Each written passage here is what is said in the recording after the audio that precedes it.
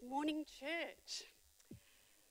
At Papsda, we are really intentional about connecting and serving and making a difference where we can. And for us internationally, as a church family, that means Cambodia, Nepal, and South Africa. And today, continuing in our Mother's Day theme, I want to introduce you to some mums who know the name Papsda well, have never been here, and probably never will.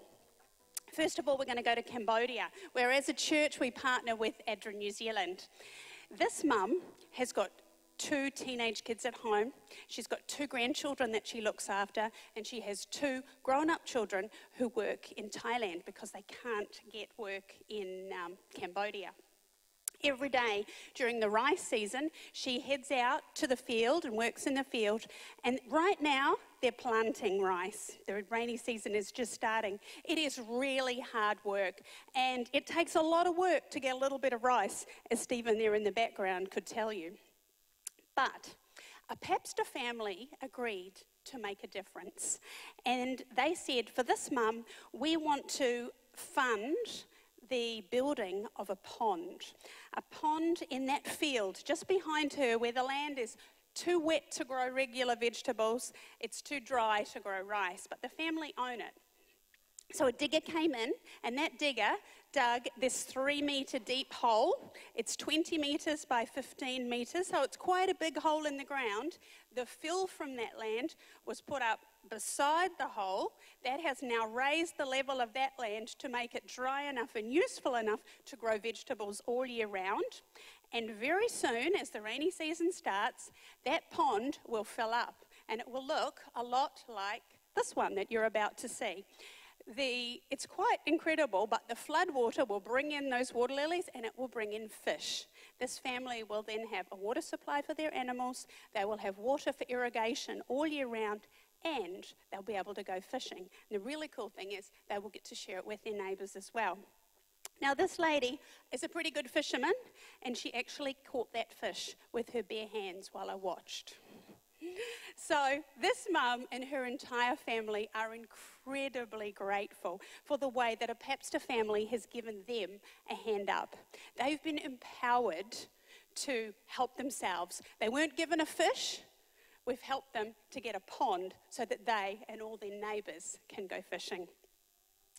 Now in this next picture, these mums are meeting in our little Cambodian village in what's called a savings group. Basically, each of these women contribute a small dollar amount, might only be $1 or $2 every week, and then as a group they decide who will get a loan so that they can start a small business.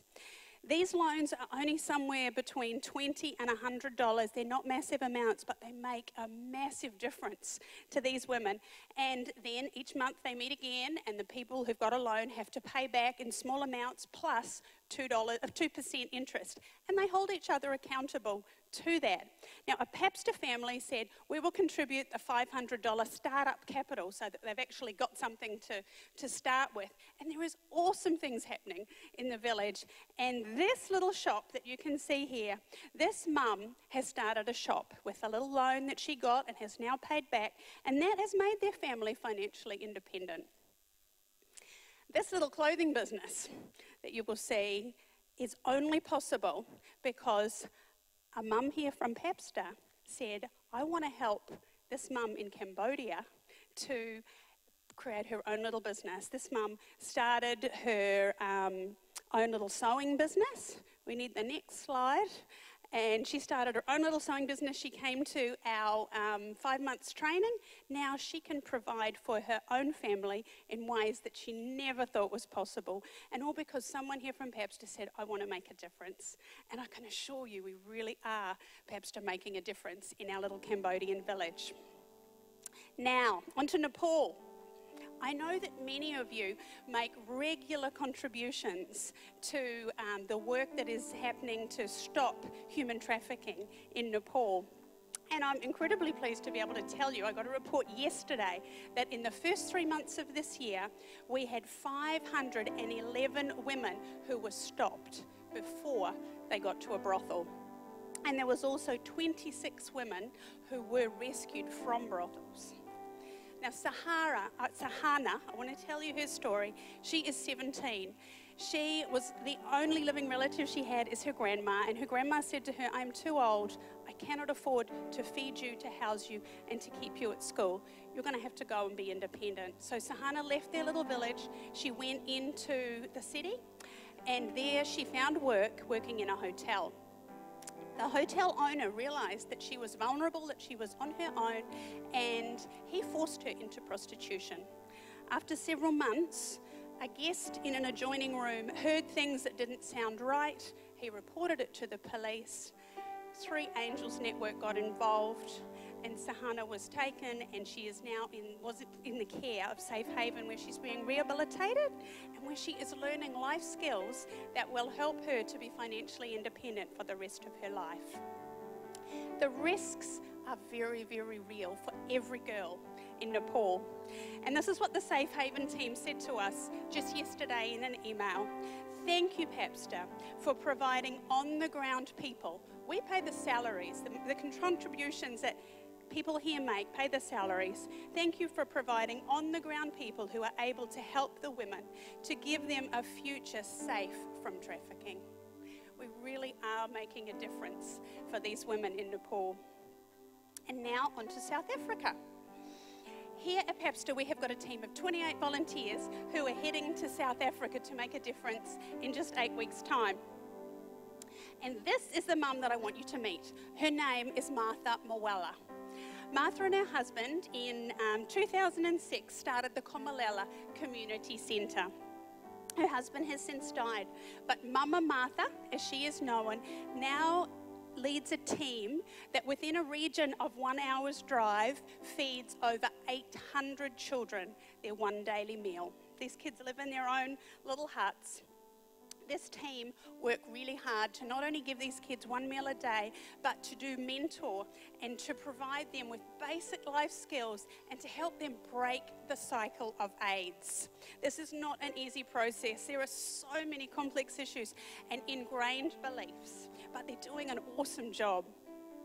The 3-room preschool that Papsda built in 2009 is way too small, and so the best thing that we can do to support Martha at the moment is to build a much larger preschool. So that's what our big Papsda project is this time.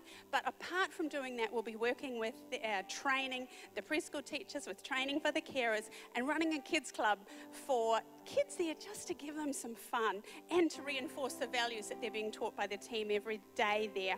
And most of all, we'll be encouraging Martha and her team who are on the ground making a difference every single day. They are so excited, as you can see in this photo, that we're coming back. But you know, there's 28 volunteers going, and those 28 people cannot do this alone. This is something that we, as a whole church family, get to do and to be a part of.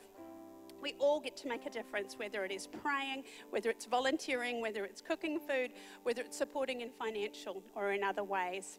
And so coming up on Saturday night in 2 weeks' time is our 5th and famous International Food Fair and Charity Auction. Now, the last one was in 2013. That's when our last trip was to Africa. And these are a few photos from what happened last time. These evenings are always fun and they are unique. The food will be fantastic. There are chefs coming from London, Paris, Brazil, Russia, China, Fiji, Samoa, Australia, so many more places. And there's even some good old Kiwi food for people who are a little bit less adventurous. Dinner will start at 6 p.m. and expect to eat lavishly with tastings from right around the world, and all servings will cost $2. So you just buy lots of little tastings from all around the world, and it might even just be the best meal that you have had in a very, very long time. It was Jess's at the last one. There's going to be a vast array of things on auction. Some things that are going to go under the hammer are like weekends away, skateboards, some beautiful pearl jewellery. There's Stephen Ryan's famous chocolate brownies. There's Carolyn Hunt's delicious and quick, easy meals for families. There's weekends on the Coromandel. There is yacht trips on the Auckland Harbour. There is bottles of fresh local honey. There is something for everybody's taste and budget. And the full list and the growing list is on the Papsda website. There is some awesome entertainment. I'm sorry, I can't promise you these boys again, but there is plenty to look forward to. It has been rumoured that Pavarotti's little nephew, Pavlofa, will be joining us. And I know that the world famous Resonate will be making an exclusive appearance, and you're just going to have to wait and see and be surprised by what else happens on the evening. But it will be a lot of fun. We aim to raise $20,000 towards the $70,000 total cost of our project. It's an evening that you could really feel comfortable to invite friends and family to who really want to make a difference, who are interested in a good cause, to want to have fun and have some great food. Perhaps to be assured that we cannot fix all the problems in the world, but we really, really are making a difference for some people, and this is a great chance for us to come and have some fun and to all get involved and to continue that difference. Awesome, yeah.